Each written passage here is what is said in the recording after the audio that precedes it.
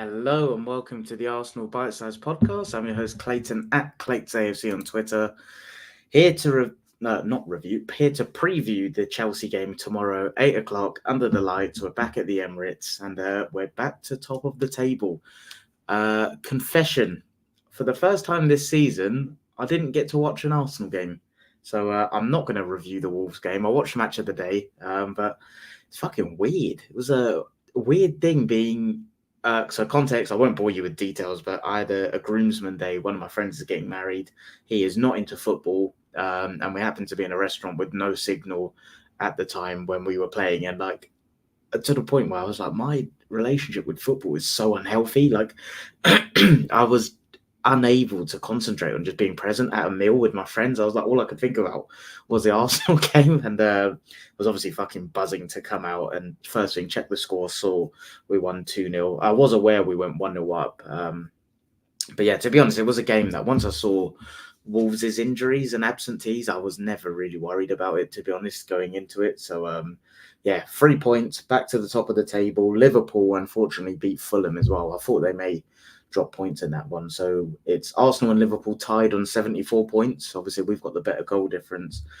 And Man City obviously beat Chelsea on the weekend in the FA Cup. So, excuse me, City didn't have a game in the league. So 1 point between us and City, and we've got a chance to beat Chelsea and go 4 points clear. I also don't think this game's going to be easy at all, to be honest.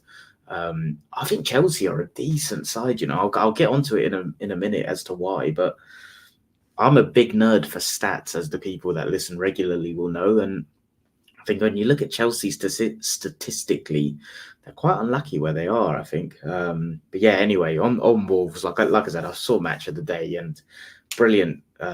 Was it brilliant? Interesting goal from Trossard. We obviously had a few chances. Wolves troubled us a little bit, but I asked one of my mates, a bit of an update, asked a few friends how did we get on, and it sounds like job done, on to the next. Rice sounded like he was back to his best as well.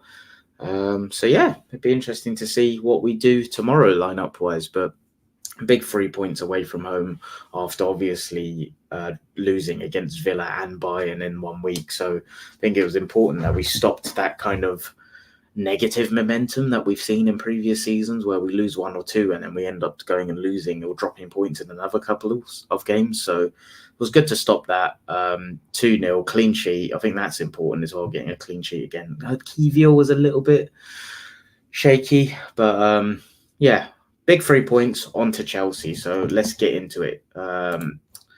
Lineups. So the lineup that started against Wolves, which I think I got most of it. I think I had Zinchenko starting, and I had Martinelli starting as well. I didn't have Jesus starting, so I think that's quite telling, because I don't think this is a game against Chelsea where Zinchenko will play. And I remember in the Bayern away game when Tomiyasu went down, it was actually Kivior that was warming up instead of Zinchenko. So I wonder if that's quite telling in terms of pecking order. Arteta is actually doing his press conference right now. So if there's anyone that's live and can shed any information on Tomiyasu, that would be appreciated. He obviously wasn't in the squad at all, Tomiyasu. So let's see. I've not actually seen anything around him press conference wise. I've been under a rock. So yeah, let's hope he's actually fit, because we're going to need him in the running, 100%. Whether that's substitute appearances, whether that's actual starting to nullify specific wingers, I don't know, but we definitely need him. I don't feel comfortable with just Zinchenko and Kivior as the two fullbacks for the running at left back anyway. Good news injury-wise is obviously Timber's travelled with the under-21s to Blackburn, so he'll be getting some minutes there. I think it may come too soon for him against Tottenham on Sunday, but yeah, great news there. But anyway, onto the lineup. So it was obviously Raya in goal. Back four was White, Saliba, Gabriel, Kivior. Midfield three was Rice, Odegaard, and Havertz. And excuse me, up front was Trossard, Jesus, and Saka. I think the lineup kind of picks itself against Chelsea, in my opinion. I think Jorginho just feels like his kind of game, feels like a Havertz up top kind of game. And then I think the rest of the jigsaw falls into place accordingly. So working back to front, I think he's going to go with the same back five. I think Kivior will keep his place, and I think it'll be interesting to see how we do with that, because I can't recall. Was it in that run when we were beating teams 5-0, 6-0? Was it Kivior a left back with Jorginho in midfield? I can't remember. But I definitively remember when Kivior was at left back, there were periods where White would tuck into midfield next to Rice. So we'll see how we get on with that functionally as a system. But yeah, I think he's going to go for the same back five. I thought Tomiyasu would play this game if he was fit, because Chelsea do have some tricky, pacey wingers in Madueke, Mudryk. No matter what you think of them in terms of their output and their final decision, they are a handful in terms of 1v1 dribbling. So I thought Tomiyasu would have played this if he was fit, but unfortunately, no news there. So I think it'll be Kivior left back, White right back, Saliba, Gabriel, and I think it'll be Jorginho, Rice, Odegaard in midfield. And I think up top it will be Saka, Havertz, and I think Trossard will keep his place. I just think there's no way he doesn't deserve it at the minute. Like, you can't be continuing to score at the rate he is without keeping your place. So unfortunately, I think it'll be Martinelli on the bench again. But again, from what I heard, he looked quite sharp when he came on. Probably could have squared it when he took a shot against Wolves, but he sounded like he was quite sharp. And from the little I saw on the highlights, he looked pretty good as well. So that's what I think we'll go with lineup-wise. I think standard Arsenal in big game, look to control it, look to suffocate them high up with Rice, Havertz and Odegaard leading that press. Havertz up top obviously gives us a different outlet that we need. On to Chelsea, because they're an interesting one. Like I said, I actually think they've done better than... Okay, that sounds stupid considering they're ninth in the table. I think their performances have been better than their results have suggested. And I mentioned statistically, I wish I still had the tab open. I'm pretty sure they're like top 6 for expected goals against, expected goal difference. Like, they're not a team where statistically they look like they should be ninth. And even Arteta said it in his presser where... Excuse me, I've got a frog in my throat, so I need a sip of water there. Arteta said it in his presser, like, if you actually look at them, they've probably been a bit unlucky in terms of where they actually are. So I agree. And you look at the squad they've got, like the team that started against City on the weekend was Petrovic in goal, Gusto, Chalobah, Silva, Cucurella. The midfield was Caicedo, Fernandes, Gallagher, Palmer, Madueke, and Jackson. Apparently Palmer's had an illness and not trained this morning, so we'll see. I think he'll be fine and he'll play against us. But I think there's a team there that's talented, and I think the midfield battle is going to be crucial in this one.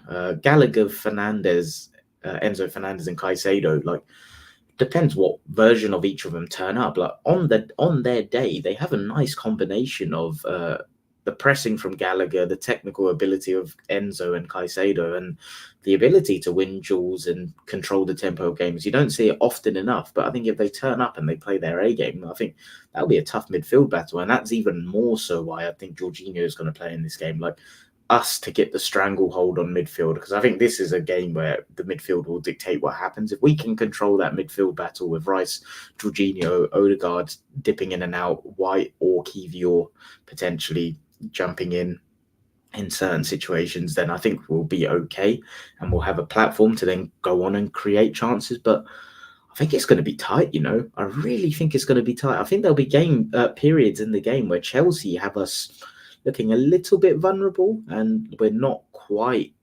operating entirely in their final third throughout the whole game.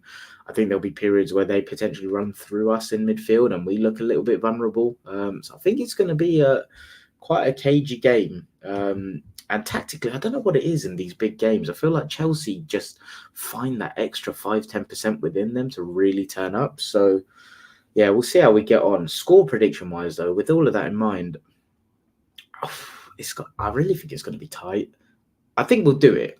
My score prediction is 2-1 to the Arsenal. I think we're just going to scrape it. But I don't think it's going to be comfortable. I think this is another game where it's just get in, do whatever you need to do to get over the line and get 3 points and then get out of there and then regroup. We then got Wednesday, Thursday, Friday, Saturday to recoup before we go to Tottenham. And I think that in the context of the schedule at the minute, is such a welcome, healthy, long break that just get in, beat Chelsea, hopefully get the 3 points, and then move on to Tottenham and then regroup just every game one at a time. But yeah, I'm not as bullish as I've been in 95% of the other home games, and I think it's Chelsea will cause us problems. I unfortunately think, like, I've predicted them to score, right? I think there'll be a few times where they're at us and we look a little bit shaky. I think Poch would, like, he's probably looked at what Villa did and might look to replicate something similar in terms of being aggressive, keeping people pinned against our defenders. So it is a bit of a game of chicken and giving us something to think about when we're attacking. And then lots of 1v1 battles in terms of if they get the ball and they come out. I remember in the away game when we went to Stamford Bridge, we were rubbish for about 70 minutes in that game. Like, the technical aptitude of the team was just lacking. But I remember never feeling threatened about Chelsea. It's like, I think Sanchez was in goal in that game, but every time the ball went back to them, they hoof it out and it was just back to Saliba or Gabriel or White, and we'd build again.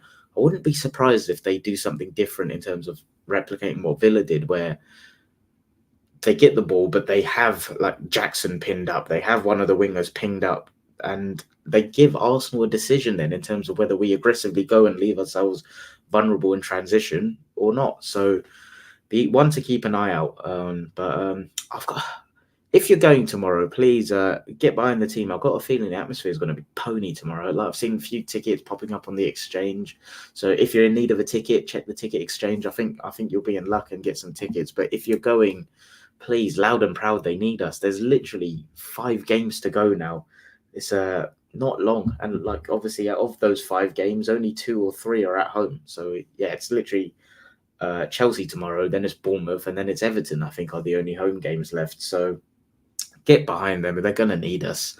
Yeah, it's going to be a tight game. But I'll be back to review the Chelsea game someday later in the week, and obviously preview the North London derby against Tottenham, which I unfortunately will also possibly not be able to bloody watch because it's my little sister's birthday. I can't believe it. Yeah, we'll see. But anyway, on to tomorrow. Let's beat Chelsea and let's go 4 points clear, hopefully. Is it 4 points? Did I say 4 points or did I say 5? Yeah, it would be... Oh, my app's frozen. Anyway, let's win. Let's go top of the table again, and let's give City something to think about before they go to Brighton, which will not be a walk in the park. Up the